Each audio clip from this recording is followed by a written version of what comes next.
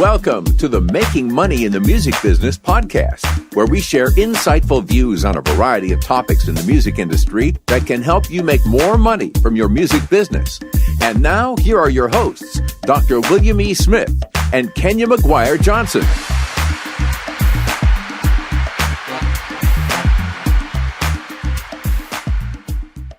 Hey, Kenya, we are back. We're back, Dr. Smith, for our final episode of the season. Final episode of the season. Yeah. And we're ending a little earlier this time. We usually go and celebrate June for Black Music Month, but Will and I, we's busy. Got full plates. Got real full plates. And we don't have any room for more. So. Oh my God. Yeah. We have really, really full plates and feel blessed that we, able to, it's a blessing. But so this will be our last episode up until after, we should come back after Labor Day. Right. So in September. But we're not going to completely just leave you hanging. So. Right. Obviously, this is episode number 174. Woo! And we'll be kicking off the season with 175, the new one. That's exciting. That's a nice cool. number. That's pretty cool. That's a nice number.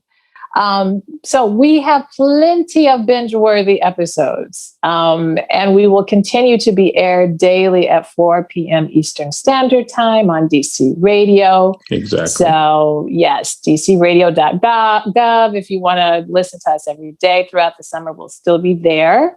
And dun dun dun, we'll probably be doing a Clubhouse session. He said probably. He's not trying to. He ain't trying to completely. Because Lord, it's a busy summer. It's a busy summer. It is a busy summer. I'm finally on Clubhouse. Yay! Yay! They opened up the Android, Dr. folks. So William I'm on. Smith is on Clubhouse. I'm finally on Clubhouse. So so we're gonna try to at least get one, maybe two, maybe three sessions. Maybe on Clubhouse. three. We'll see. We'll see. I'm attempting to get Will to do one a month this summer, but we'll be lucky if we get one. So we're just check your website. check our website. Making Money in the Music Biz, biz.com, and then also Facebook page. We'll be doing it. We'll be announcing stuff. Yeah, whatever we're doing. So right. So make sure, the website, Making Money in the Music Biz, .com. We'll announce that in June. So just stay tuned. Those of you who follow my newsletter, and if you're like, what? You got a newsletter? I do. And we've got almost 300 folks up on that. So if you, awesome. That might seem little, but that was organic.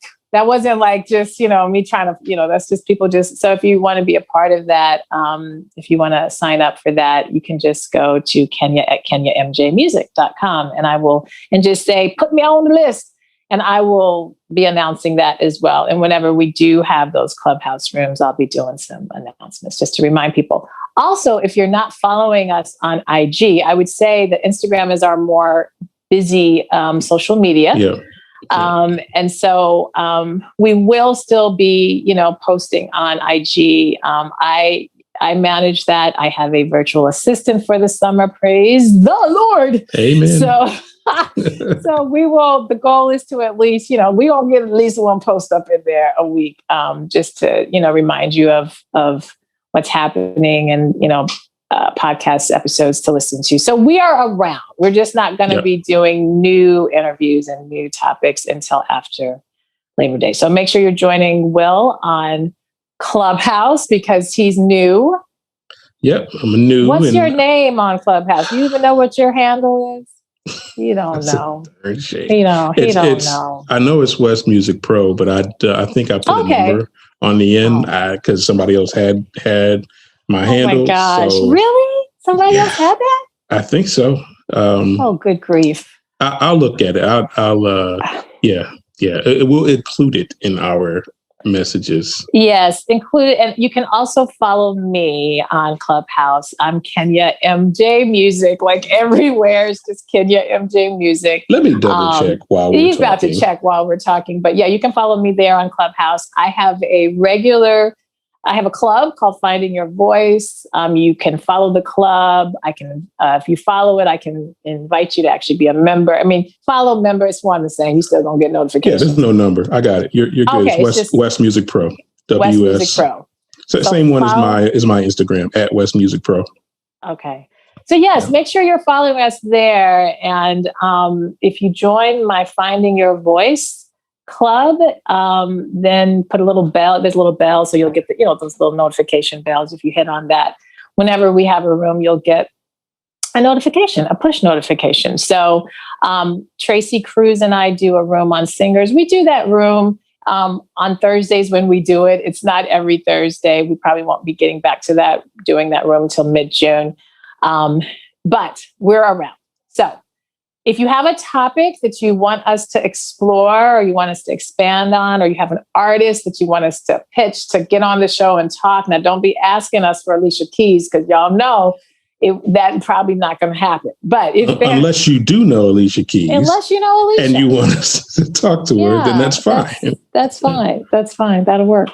But if there's just or if we have had a guest in the past that you would love to hear more from again, that's much, much easier a feat to ask them to be turned back on. So email us during the summer, 3mbpodcast@gmail.com for podcast-related topics and questions. And then again, if you want to follow, you can also use that email if you want to get on the newsletter that I send out. But you can also email me directly at kenya@kenyamjmusic.com. So there we go. All right.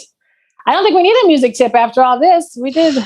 Not really, but I do have one. Oh, well, then go. It's real brief. Some of you all are trying to consider who you should use for distribution. And I just wanted to briefly touch on the two main ones, which are CD Baby, which is what I use. And I think Kenya used CD Baby as well. I do not, no. Did you used to? Mm-hmm. Okay. I have a project that is available via that, but they do not do my distribution. Okay. The other one is DistroKid. And who does your distribution, by the way? TuneCore.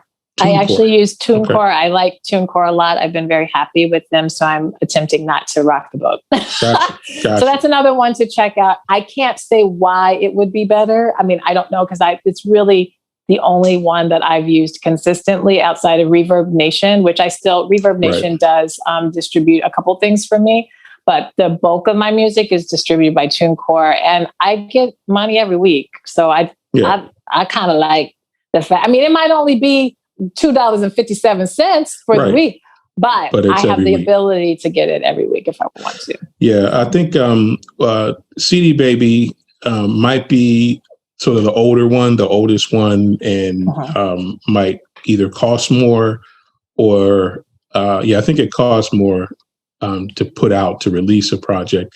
But what I did some research on, because actually I just logged in recently to my CD Baby dashboard, and there's like all these other services. Yeah, I was going to say CD Baby they're blown up. They got it on lockdown. Like whatever you need, like doesn't matter whatever you need, they have somebody in place to handle it professionally for you. Whether it be music, mastering, whether it be putting a video together. Yeah, I mean, they have that service now. Whether you have a cover song you're trying to do, cover song licensing, like they now have it in nice, neat little boxes for you just to click on whatever it is you need. And it was just like, wow. I was like, okay. Well, then I think, my next distribution, I would just say the project, and I haven't released a new project in years now. So I will check out CD, because you don't have to stick with the same distributor for every project. So I know CD Baby does it all. I mean, they are tremendous. They've been tremendous always in this game, and they have partnered with so many entities. It truly is a whole, it's a whole industry. When you say full service, it is full service. It's full service. So I think that, and they also do blogs and webinars and, a lot of education, artist development, free things. One of our sponsors, also a band Zugul, who's right. They've partnered with them as well. They partner with them, right? But they do have a blog, the DIY podcast, and podcast and blog. But they also have the portal to get your Apple Music page, your Spotify page. Like you just click on it and you can claim your stuff. Like it's the simplest thing in the world to do everything right there. Yeah. They've always been ahead of the game. I mean, they've been around for years. They've been around for a really, really long time. And that's way before being independent artists is anything of what it is right now. Yep. I know I used to, as a consumer, go to CD Baby so that I could buy CDs from those independent artists. I knew I was going to be able to find their CDs in the regular Target or, places that used to carry CDs. So they've really been around for a really, really long time. And so I totally trust them. I do have one of my projects there, but some notable artists on CD Baby. Dave Matthews has an album on CD Baby. Sarah Bareilles uses CD Baby. 21 Pilots, Macklemore and Ryan Lewis. So there's a bunch of people who use CD Baby. Now, DistroKid, just to add another thing in the mix, there are a bunch of people that use DistroKid, and I would say that the folks that I know that use DistroKid are mainly either hip hop, R&B, or EDM. So it might be a consideration if that's your genre. But 21 Savage, Ludacris did some stuff on DistroKid. And a lot of my students, because that's their genre, the trap music and other, other styles, emerging styles, DistroKid is like sort of the one of choice for them. Yeah. So just to put that in the mix for you all and give you some things to think about. Awesome. All righty. Some more things while you are taking your summer, hopefully you're feeling a little more free. Things are, opening up and, there's controversy still and will always be. But I am getting asked to perform more now. I am not performing right now. I'm taking some time off of performing. But if you feel like I'm ready to get back into my creative mode, but I feel blocked, this is a good episode for you. Perfect episode. This is the episode where we help you to clear your writer's blocks. Yes, the writing block. And so, I think sometimes, I find that as musicians, a lot of times we'll have a lot of ideas. The block sometimes comes in the completion or in the fleshing it all kind of out. So today, Will and I'm going to share Will's going to share three writer's block tips, things to help you through that so that you can get in that creative space and hopefully be ready to get on DistroKid or CD Baby. Exactly. Create some magic. So I know the three things that I'm going to talk about, three things that I do. Ladies first. Oh, okay. All right. We'll just alternate ladies first. So the first thing that I do, and not only for writer's block, I don't get a whole lot of block, but I get kind of these, what do you call them? Hills, dips. I'll see like, oh, Lord, there's a trail. I got to go a little bit longer. But the first thing that, and I use this is becoming very standard with me, is getting a beat or a track, hearing just the instrumental piece. I'll either have somebody send me something or I'll just be listening to something myself. I tend to go more in the instrumental space. So it's not just like a beat, they might have some beat element to it, just because of the style of music I do. And I allow myself to listen to it and fall into the mood of what the track or the beat is doing. And so I write according to the mood. And I always tell people, don't get caught up in, did this rhyme with this? Or did this say make sense? No, just write to whatever, free write within the mood. of the beat. So that's one way to get and it's a nice, actually, even if you're not having block, I think it's a good exercise to kind of challenge you. Yeah. Mm-hmm. To practice your writing, because you may get some kind of instrumental or song that has nothing to do with what you typically write about, but it allows you to practice, really that free flowing and inhibition and going. So you were doing some of that during the pandemic. You were. I do it. Yep. The Voicey app. Tracks. What was it called? I did one. It's the Voicey app. I still have. I just don't share them as much, but I do them. I did one yesterday. Right. I when I just feel like I need to. For me, music, like I said, music for me is not. It's very therapeutic. So if I just need a moment to just release or get distracted, I just come up with songs all the time. Yeah. So, but yeah. That's perfect. Yeah, that's organic. And so use Voicey app. Voicey app is another good. There you go. That's tied into your tip. So, but for me, I think one of my go-tos whenever I'm trying to create something and I don't even know how to create it, I just go and listen to other tracks, especially with trailer tracks, especially with production music. How did someone approach this problem before? Right. And what were some of their ideas? And, like when I was learning how to do this stuff, I would straight copy the track. I would go in and recreate the whole track from scratch just to learn how somebody did it. And then I would take that as a basis and then change up, because I teach theory and all that stuff. So I know how to change things to fit whatever ideas that I'm trying to put out. But that's, that was my starting point. So just use another track as a reference so you can come up with your idea and get inspired and move into another space with that foundational idea. So that's one of the main ways that I get out of writer's block. Right. Yeah. And I think, you're bringing up a point that I think we want to make sure we differentiate. So I am a author, singer, writer, lyric writer, right? Will is a composer, more music arrangements writer. So there's two different, and Will can write lyrics too. I don't know how much I can compose. I mean, I can compose a little bit, but understand, as we're talking, I'm talking definitely from the perspective of lyrical writing and melody writing and, coming up with melodies to go along with the lyrics.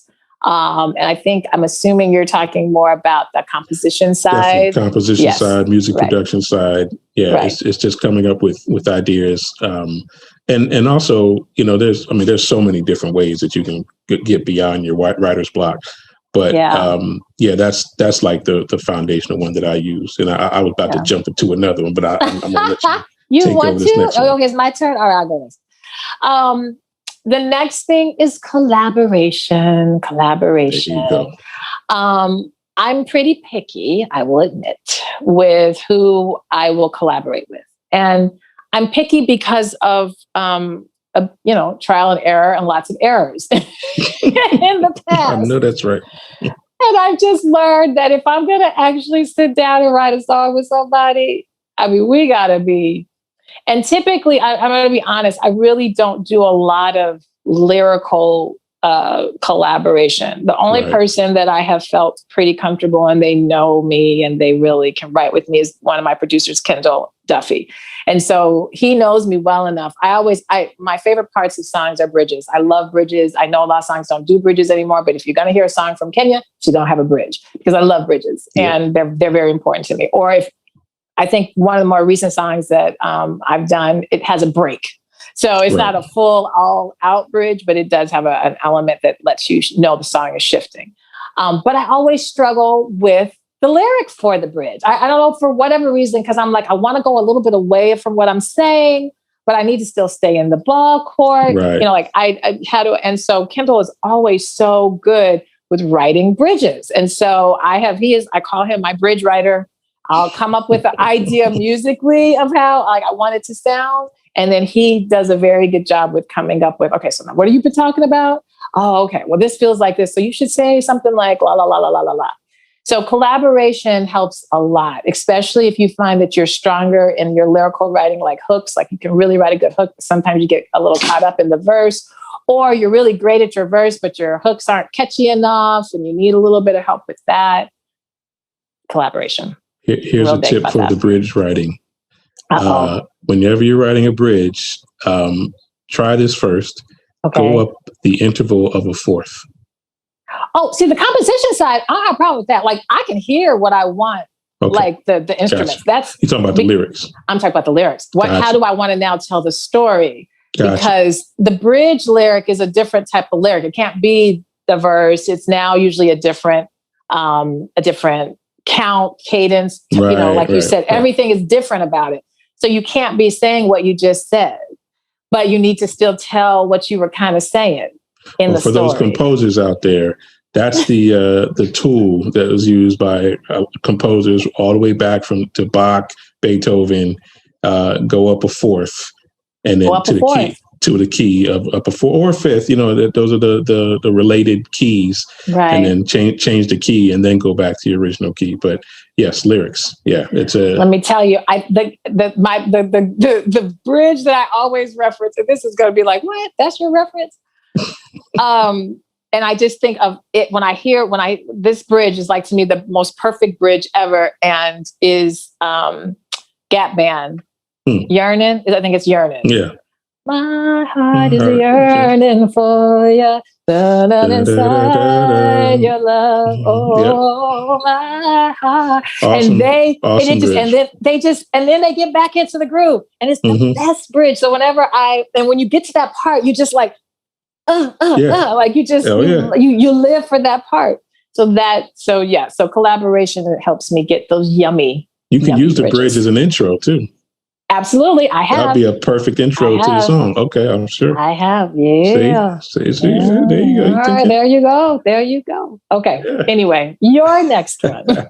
My next one. I'm trying to remember which one it was. It was. Oh yes. Okay, so we're talking about lyrics.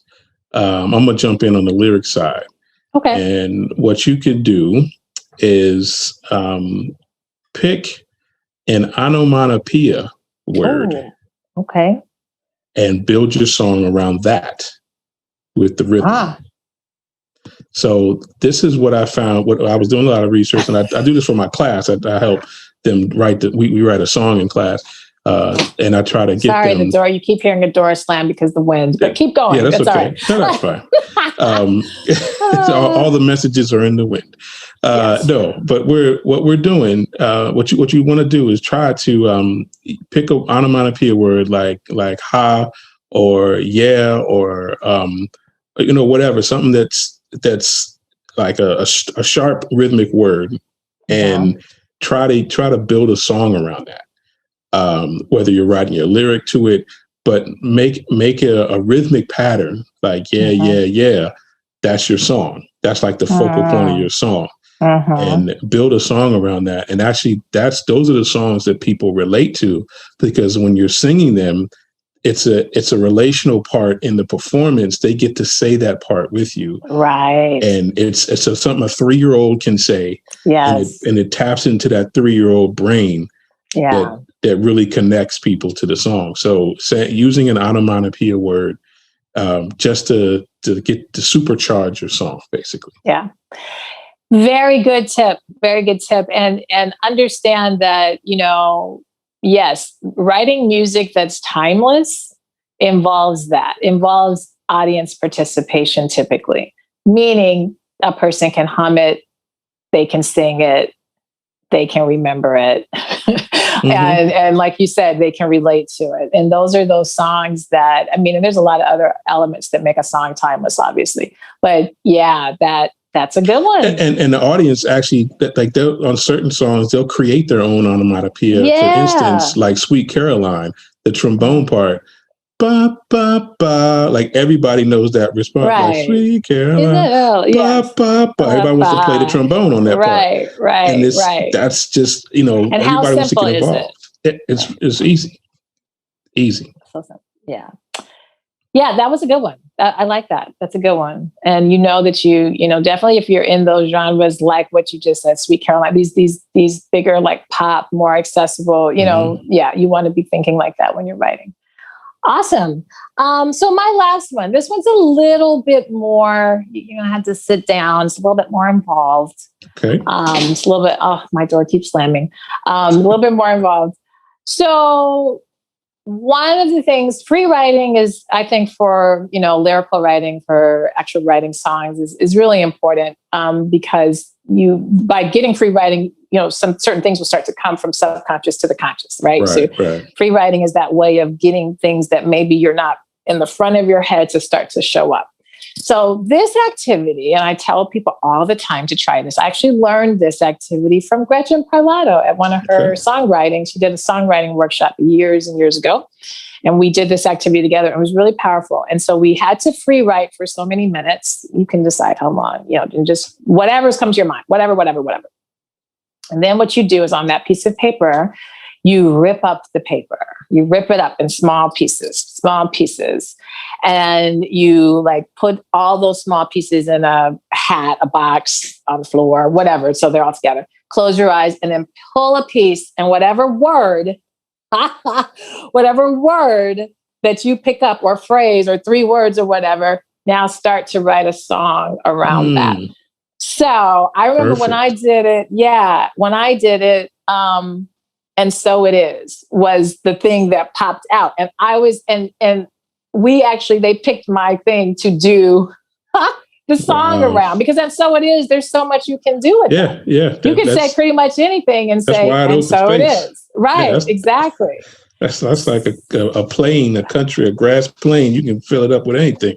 With anything. And so it was a fun thing to do. And so it made it fun. It's a good exercise. And it also pulls you out of maybe your, sometimes I find myself, I'm like, did I just tell this story? Did I already talk about that song before? Did I write this song before? Yeah. So it can kind of help you also get a little bit out. All of these can help you get a little bit out of maybe, staying in that same narrative that you always maybe do your music and your writing.